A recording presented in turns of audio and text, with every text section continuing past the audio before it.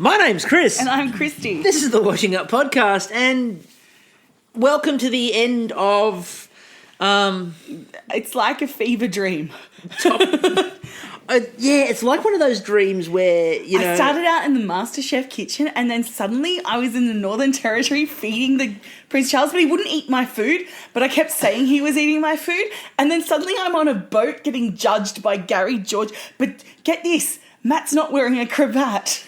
And then they made me go back to shore before they told me he was eliminated. And then I had this dream that, while I'm standing there, I could, hear these voices, on the internet going, "Oh no, Channel 10, you told us all what happened before the ending." Yeah. And I'm like, but who goes? But I couldn't quite hear it. It was muffled. That's kind of sums it up.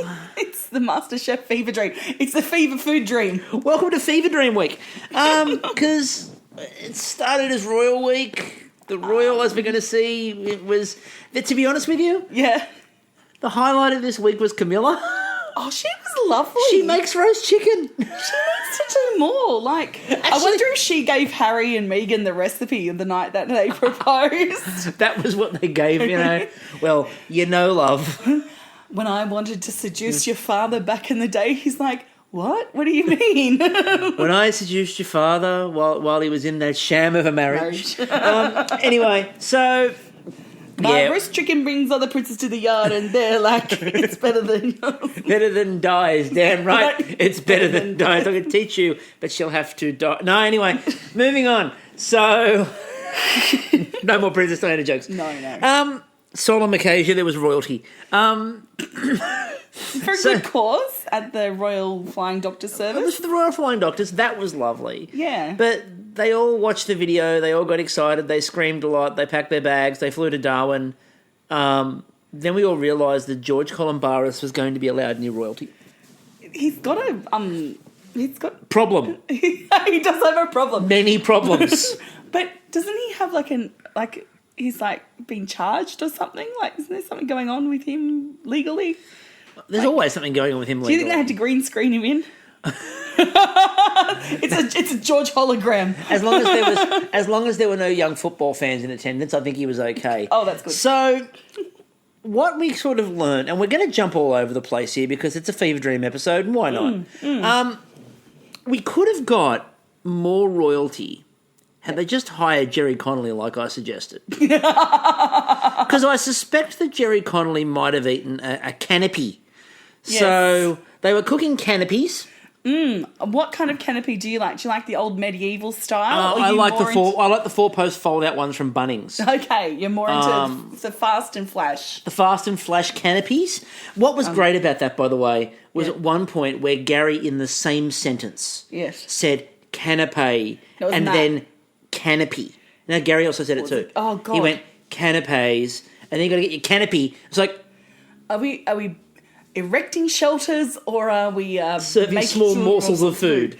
You know what I did see on Facebook this week? This handy trick. You know when you put up your canopy and it sinks in so water collects?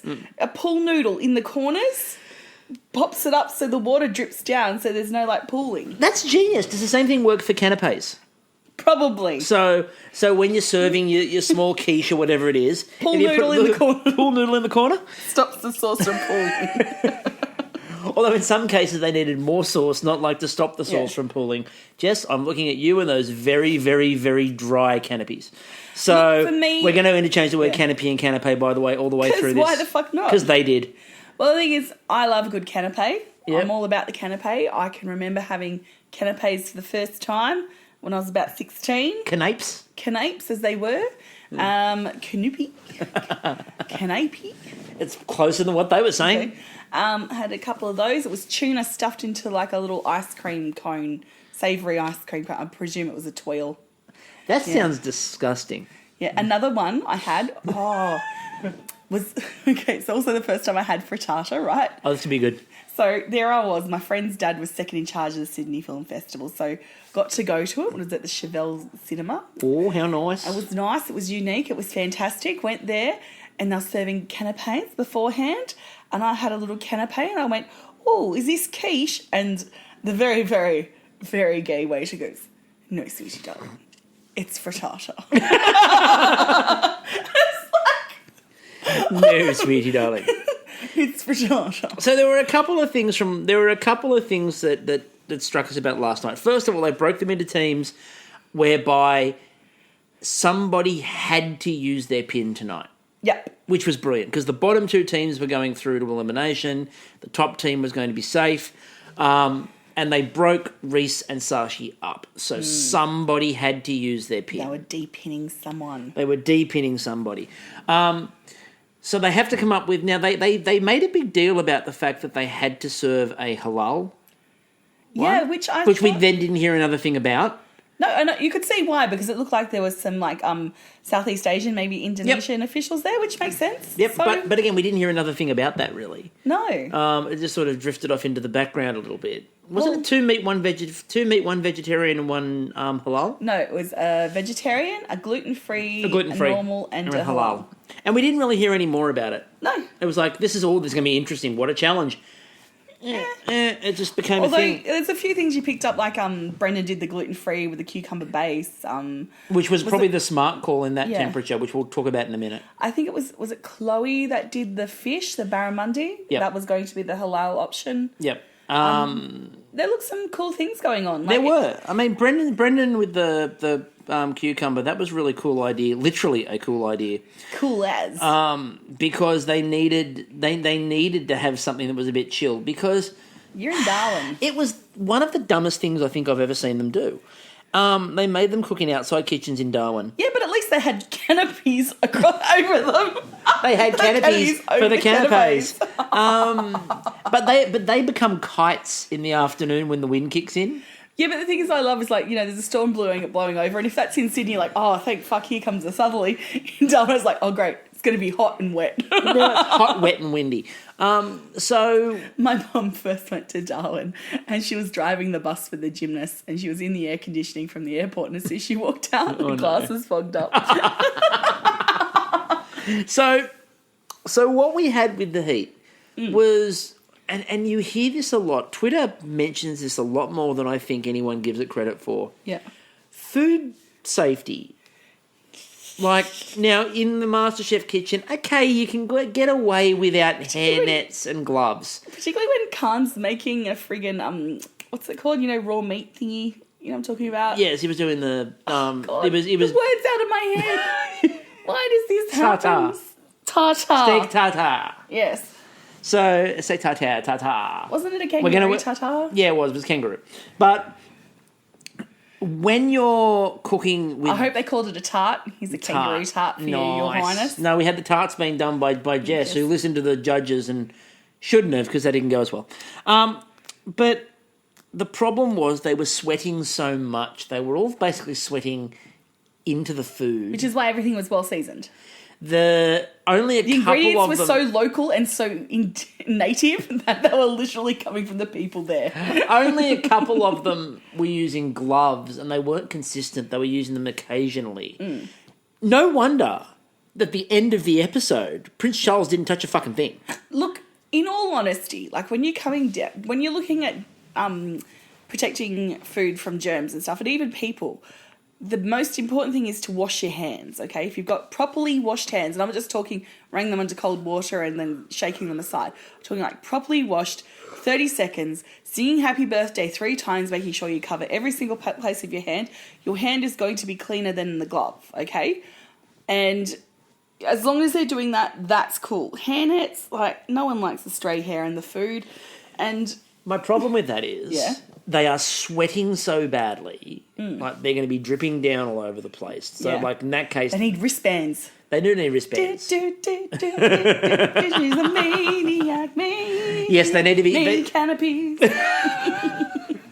So, you had the 3 teams obviously trying to all plate up their canapes, canapes, who wants to call them whatever you want. Now, Khan kind of jumped in, right? Okay, so Chloe's gone, oh, what about these ants? Let's try these ants. And she's like, you know, championing the ants.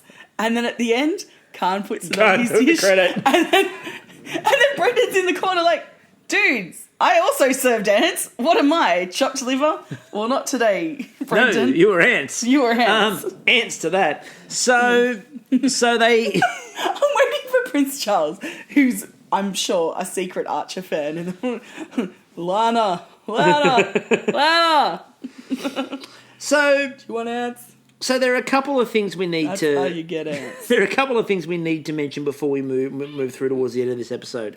First of all, Kwandong. It came back. Yes. Kwandong returned, and we were in a situation where everyone decided to Kwandong it up. Yeah, why not? So Keeping it safe in the kitchen. keeping it safe in the kitchen, everybody Kwandong it up. So they Kwandonged it up.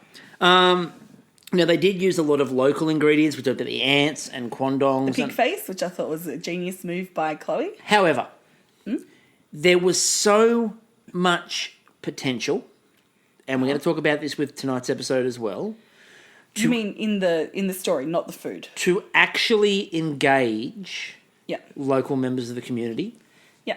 and to actually engage people to cook food from the area and get advice from people who are local elders. Right, there was potential. There is, but then they kind of borders on exploitation as well. It does. You know, so, and the other thing too is like if I was one of the Indigenous elders, I'd say that something's like a local So would I. I would have just fucked with them. and that's fucking vile, I would have right? fucked with them. That causes you to get the runs or something. I would have fucked with them completely. It's not. Yeah. My point isn't that it's necessarily going to be brilliant. I would have fucked with them totally. Yeah. But I just think that in terms of for the episode itself, because there was a lot of stalling. Yeah. And there was a lot of stalling tonight. Both these episodes had the potential to be something really great.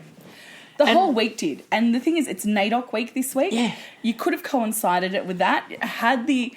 Like, why not go for the theme, instead of being fucking royalty, which is bullshit, is put it down as Northern Territory week. Start the week with getting, like, one of the fabulous, Indigenous chefs in to, and set that as a mystery box, blah, blah, blah. Do that as the elimination on Monday night. Then tomorrow is not only are you going to Darwin, but you're going to cook for the king. There you go. Or the future king. Boom, you throw that in. And then you've got Catherine George. Catherine George? Catherine George. She's a wonderful woman. She's a lovely lady. I'm like, is that Melissa George's sister? Catherine George. Catherine Gorge tonight. So there was the potential to actually make it richer than it has been.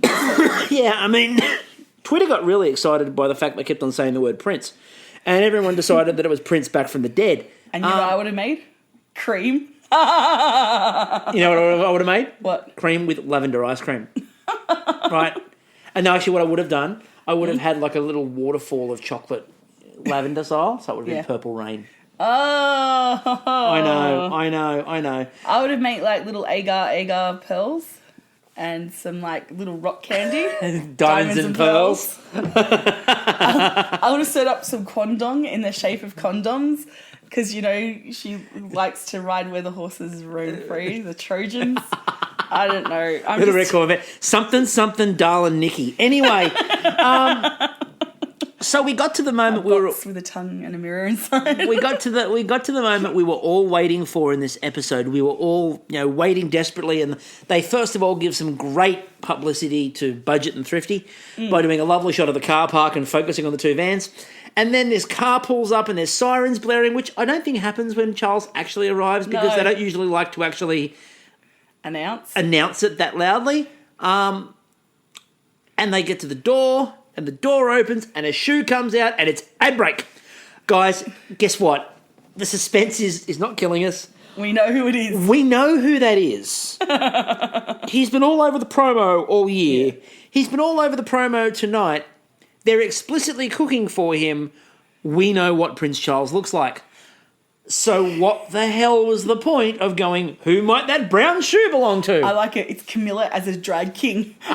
She's like, it's not Charles, it's me as my drag king persona. Now, Prince Chuck. Now we do have to briefly talk about why the hell Prince Charles, because we actually got the answer to this. We did in the lineup tonight when he was meeting and greeting everyone, and Reese is going, yep, it's disgustingly hot.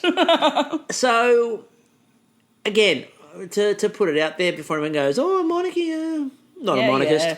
Not a monarchist. But what I do have to say is that was a really good example of a genuine relationship, because when Charles asked them, so how many countries? And they said it's in over 100, 111 or whatever it is. And Charles goes, yes, well, my darling wife watches it all the time. And at that point you worked out why Charles did the show. Yes. Charles did the show because Camilla watches it. Yeah. And so Charles went, yeah, okay, I'll go on there. And then obviously made the rule of, but I'm not touching any of the food. So Royal Week ends up being serve canapes to Gary, George and Matt. Now, there is one trick they did miss just after, before they sent them off to pack their bags to go, is that they could have said, and contestants, we'll see you in the NT. They really should have. They really should have. Now, you'll notice we haven't really talked about the food, and the reason is because, to be honest with you, It was all good. it was all good, but it was all a bit... It wasn't stunning. It wasn't horrible. It was good. Like, basically, as they said, there were 12 of them. 10 of the 12 were great.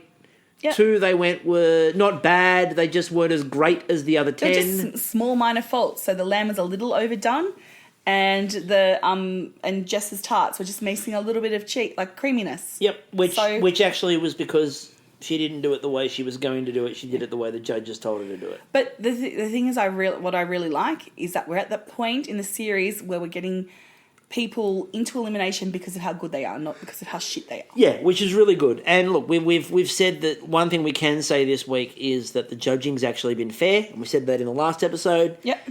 Look, the positive from the last 2 nights is the judging's been fair. Which feels really shitty. I feel like we've got a touch of Stockholm syndrome. We're praising them for doing what they should always have done. Doing. It's like going to your checkout. Oh no, you should give positive feedback to checkout chicks. No, but it's like if someone's got a job they're supposed to do, and they do it. They're not going above and beyond. Yeah, like they've judged a competition fairly. And that's kind of what we're saying is a yay moment. Yeah. So through to safety. Yes. So we had Reese. Yep. Was through to safety. Khan. We had Khan through to safety. And we had Chloe through to safety. Twitter wasn't happy. No, but Chloe is a good cook, and she's the one that came up with the whole ant idea. Yeah, she came up with the ant idea. Really did elevate Khan's dish. And at that point is when they announced that it was a continuation of Top End Week. And everyone went, huh? That wasn't what we agreed to. No, we signed up. We signed up to Royal Week, didn't we? So tonight begins with a sure sign that they had absolutely nothing. We had roughly 20 minutes of filler. Non-delicious filler. It was non-delicious filler. So we started the evening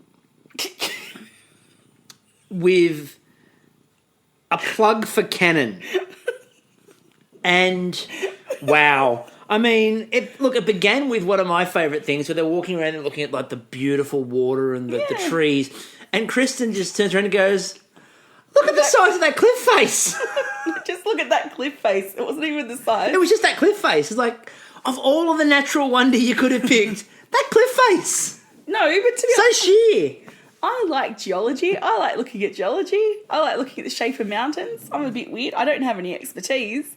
But you're an amateur geologist. Not even amateur. I've got no knowledge whatsoever. It's not even amateur hour when you start. No. So, the Canon promo. Let's just get to it. Casual enthusiast. Speaking of casual enthusiasts, the contestants all became a Year 11 photography class. They got... It was perfect. All they needed to do was to go away and develop their own film. Rather than look around at the scenery around you, isn't this wonderful? Come up with something that this makes you think of. Instead, it was take a camera and go and take some photos. George, get on all fours. Yeah, I'd be a bit worried about Colin Burrows telling you to get on all fours. But go and George, take some photos. Being a top doesn't suit you. Go and take some photos. Here, have a Canon camera. Because we don't all nowadays... These funniest home videos. But what I found really funny was they felt the need to hand them a camera so they could go and capture these amazing moments. It's not like everybody basically doesn't now carry a high megapixel resolution camera with them. Secondly, these aren't going up in like an art show. This isn't... You don't need to do photography that is going to be prize level worthy. It's, I vaguely remember what that looks like. I need to cook something that vaguely reminds me of that. They would have just continued with the theme and have them put them up on Insta. You would have thought they would have done that. However, they didn't. They instead handed them all a Canon camera. So they handed them an outdated tool and told them to go and take photos, which, by the way, all got printed out by the time they got back to the kitchen. I can only assume they hadn't set the kitchen up yet. And they needed to work out if they needed to set the extra spot for Sashi or not. Sashi, by the way, played his second pin. We are down to Reese. Just Reese is it. So we had Sashi play his pin. Then they all went off and took photos. Yep. And it got a bit Bob Ross. Look at the happy little rocks and the happy little river. Now here on Masterchef, we don't have bad cooking. We just have happy accidents. Except when it's Cobram. Not so happy accidents there. They used all of the Bob Ross colours. They did. They used cobalt blue. Van Dyke brown. So much Van Dyke brown. Was it sienna? Burnt sienna. Burnt sienna. What's the other ones he uses? Cobalt blue. It's always Van Dyke brown. Burnt sienna. There's a couple of others. Green. Falto green. Green or red. One of those. Yeah. He uses Kelly green a lot. But Van Dyke brown is the main one because like they're all looking around going, well, it's lots of brown. So much brown. So much so that when Jess started cooking, the first thing that she did was grind up what looked like pureed shit. Someone suggested it was cow shit. I'm like, no, this is Northern Territory. It's obviously wild buffalo. Apparently tasted really good. Yeah. But it didn't look good. Particularly when she plated it in like little emoji poops. But overall, her dish looked amazing, like that pork crackling. And I have to say, she's developed. I wasn't sure she was going to do it in this short space of time. I was a bit surprised. Now, what she did though was she was clever insofar as she used the oven. Yep. I think using the oven was quite clever. Mm-hmm. I think frying was also fine.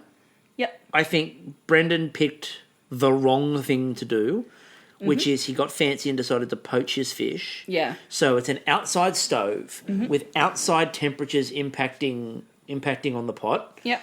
And he's trying to get the temperature right to poach the fish. He was always going to struggle with that. And it's a thick cut of fish It was as well. a really Barramundi's thick. very It was a steaky. really thick cut of fish. Whereas when you looked at Ben, he's gone, okay, I'm going to pan fry it, and then it's taken off the heat, and you just see him basting it in butter. I'm like, oh, Ben, Maggie beer is just When you looked at Ben, the first thing you realise about Ben is he looked at the fish and went, "I've never seen this before. I don't know what it tastes like. I don't know how to cook it. I don't know what it is, but I'm going to try." That's his strength, though. His strength is seafood. Not knowing and trying. Except when it comes to Leamingtons. I mean, you're a bit disappointed with Brendan personally because he didn't do a lobster. And, like, his lobster's been his MO the whole way through. It's like I'm there and he's going, I'm being inspired by the water, by fishing. I'm like, cook a lobster, Brendan.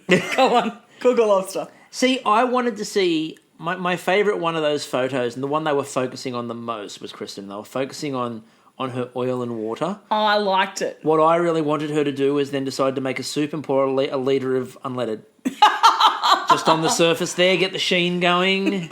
Making a point about, what's it called? Tearing up the natural environment, the desecration of the land. Channeling her best Peter Garrett. Yeah. She serves it with a dance. She serves it with a Peter Garrett dance on the end of it. Masterchef serves the food. Dun, dun, dun, dun, dun, dun, dun, dun. It's a sad day for your restaurant. Dun, dun, dun, dun, dun, dun. Could be awesome.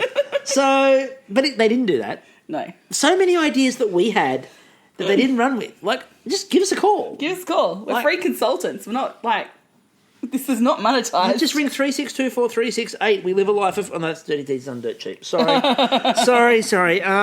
So, at this point, everybody on Twitter was like really excited for the first bit, and then we got the 20-minute Canon ad, and everyone was going, "Can we just cook something?" And then they started cooking something, and everyone was like, "When are we going to finish cooking?" And the people I felt sorry for, I felt sorry for Reese. I felt sorry for Chloe, Sashi and Khan. So let's begin with Khan, shall we? Okay.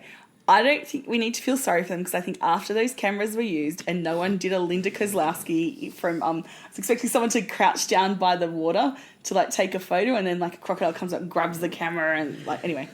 I reckon they went off and did like a fashion shoot because Khan was rocking the one-sided jeans. Khan was looking very Dexy's Midnight Runners. He was. Tooraloo-lie. Come on, Eileen. So I reckon there was a bit of posing on a rock, and we saw him with ducking down. That was brilliant when he was trying to see if Kirsten's buttermilk had set, and he's ducking under a tap, and it was like, Khan, you could just look, dude. No. He wanted to make it look fashion, duck to the left, fashion, spin to the right. So it was just, yeah. I mean, Khan was clearly just running his own race. Yeah. Chloe was trying to become the fridge. I think she's all of us in that situation. It's like, Kristen, I will just hold your buttermilk to set, yeah? Let's ignore all of the warnings on Punky Brewster. Yeah. Let's ignore Sherry in the refrigerator and let us just get in the fridge, shall we? Khan was also, apart from looking a bit Dexys, he was looking a bit Punky Brewster.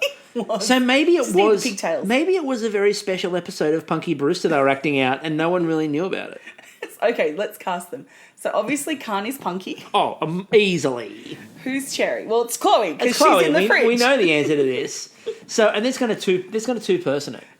Does that make Sashi like Henry? And that would be appropriate. Reese is Brewster. Was it Brewster the dog? No. Remember the dog? Yeah. Her dog. The dog would be Reese. It would be. Reese could do that because he was there cheering everyone. He was energetic. Yeah. As energetic as you can be in that heat. And you could hear by about halfway through the challenge, the calls were getting, "Come on, guys," as the people on the side. Now, they didn't give them chairs. They didn't have a gantry, so they didn't really know what to do. They couldn't yell down and tell them all they're better than them. Couldn't go for a swim because you get fucking eaten. Said Chloe just kept on trying to morph into the fridge, which was quite clever. I don't think it's necessary for the judges to be in their suits. We didn't see much of Sashi at all. No. Sashi was just trying his best to not be there. If I was there, I'd be with the nurse having heat stroke. That would be... That would be you? Yeah. Because you could see that they'd set it up in a nice shady spot to begin with, but the sun had moved by the end and there was little to no shade. I want to know how much liquid were they pumping into Reese to make him keep going? Yeah. Did they have him on an IV we couldn't see? Just that. There's just an IV out the back of just saline, just sort of keeping him going. That and a box of nerds. Come on, you need Glow to keep. Fans are You need now. to keep pumping them up. You need to keep pumping them up. Yep. So, the kind of issue with the cook was the drama. First of all, was not really there because once we all saw that Brendan had underdone his fish. We knew. And then we saw the ad break where everyone else, apart from Brendan, was lined up. Yeah, we'll week. go to that and then we'll come back to where I was going to go with this. We'll go to that. We'll go to that. So Channel 10, you've done this before. You had the promo before the grand final a couple of years ago where you showed Elena holding the trophy. You had last year where after Diana won, you showed the wrong set of scoreboards with Ben actually winning by a point. Mm-hmm. Then tonight, in the ad break before their judging, you show the 8 surviving chefs standing in a row in the kitchen, Brendan being the only one not there. Geez, wonder who's going home. Can you please stop spoiling your own show, especially when there are people tuning out because they're going, this is a bit dull. Yeah. And there were people tonight who I know for a fact, there were a couple of people who went to the movies. Halfway through, there was baby shower. There are a couple of people I know who are watching who are just going, I haven't paid any attention. I don't even know remotely what's being cooked. It was just... I don't know why it was so dull. They had so much potential. You have all this great scenery and you do nothing with it. You have a great surround, you do nothing with it. So the problem was that for the people cooking, they were too busy trying to come up with a story behind their photo. And Jess was like trying to hook her. She's like, I'm trying to work out what the story is behind my photo. And I think it's right. They've stretched tonight out like it's going out of fashion. This is the perfect opportunity to do a fucking masterclass. Teach us something about these Indigenous ingredients if you want us to use them at home. I wonder if they're struggling to get people. Who knows? The fucking chefs, like Gary, George and Matt. George and Matt should have been able to do that. They should have been able to do their own masterclass. Yeah. It's not fucking hard. They can do it. I don't know why they didn't do their own masterclass. They did it in the markets, didn't they? They didn't have a special guest there. Oh yeah, No, but they've done masterclasses many times without a special guest. Yeah. So you don't need the special guest to actually do that. So I'm a bit baffled by that one, but anyway. This whole week's been confusing as fuck. Oh, it's been really weird. So it's been Royal Week, it's been Top End Week, it's been Topsy-Turvy Week. It's been all over the place. So we got towards the end of the episode then, and obviously when they're doing the judging and everyone's like, they're trying to build the drama as to who goes home, and Twitter was divided into two camps. One camp that had read the spoiler and one camp that was pretending it didn't exist, which was bold of them. They're going, oh my God, Jess looks like she's in trouble. Jess might go home. And there's people going, did you not watch the ad? Yeah. Brendan's missing. Did you not watch the ad? And Jess's dish is fine. So fine. The most they could find with Jess's. Oh, there was a little bit of fat on the pork belly. Oh, God forbid. Oh, no, fat on pork belly. How dare they? Meanwhile, Brendan's was undercooked. And if what... Gordon Ramsay was there, he would have thrown it in the river and gone... Swimming again. Swimming again. So, it's the second time that Brendan has gone home. That's the first point. Second of all, it's the second time that Brendan has gone home undercooking food. It is. And I'm glad they didn't announce it on the boat. I mean, I think the boat was a cross-promotion for their new game show Pointless, because that's what the boat ride seemed to be. No, the CBS money came through. And then suddenly, oh, shit, yeah. Gary's in the house. We're on a boat. We're on a boat. Everybody look at Matt, because we're sitting on a boat. Sitting on a boat. And he's wearing a nautical themed pashmina afghan. Which he had to take off because it was too hot. Yeah. So, yeah, the boat was a bit pointless, as you sort of said. Then they made them come back to land. They didn't just throw him off to the crocodiles afterwards, which was nice of them. Or they didn't announce it and then he threw himself in the river, Look, I don't have a problem with it. He had the worst dish tonight and deserved to go home on the dish. He also, as I said, I wasn't a big fan of bringing anyone back. I don't like that week. No. And there was a moment there where it looked like they were going to try to push him to the moon and get him to win the damn thing. Yeah. And I just think that it would have been really... I don't think the audience would have reacted as well as they think they would have had Brendan managed to get to the end. Coming back after being eliminated, I don't think the audience would have reacted as well. The bringing people back week is... It's just not necessary. What I did like is, remember... it's quite a number of seasons ago, but they did a thing where I think the last three were able to pick from the last, the they've done the teams before where you can bring them back as teams. Yeah, and that's cool. I like that idea. That's fine. Yeah. Where you are the chef running the kitchen and you pick your sous chefs. Exactly. I like that idea, and I'd like to see them do it this year. I think they'd have a really good selection to pick from. Yeah. That would be really cool. So we finish up there. Brendan goes home, which leads us to next week. Now, Superpower Week. Well, if it's anything like this week, it's probably going to be a non-event, and we're actually going to end up, I don't know, having Maple Bacon Week. It's the 10-year superpower. I assume it's Gary's phone number. It's going to be as useless as Aquaman. George is going to guarantee to pay you, yeah? Do they get an invisible jet? Does the moped, sorry, the Vespa? The Vespa suddenly become invisible? I mean... Do they get a golden lasso of truth and the judges have to say what they actually think of their dish? I'm worried that it's going to be something like put them through to the final 3 or put them through to the final 5 or... They don't get eliminated for the whole week, like they're super safe that week. Well, that would be okay because it's 1 week. Yeah. I'm a bit more worried that there might be a fast forward directly to the grand final or a fast forward directly to the semi-finals. Yeah.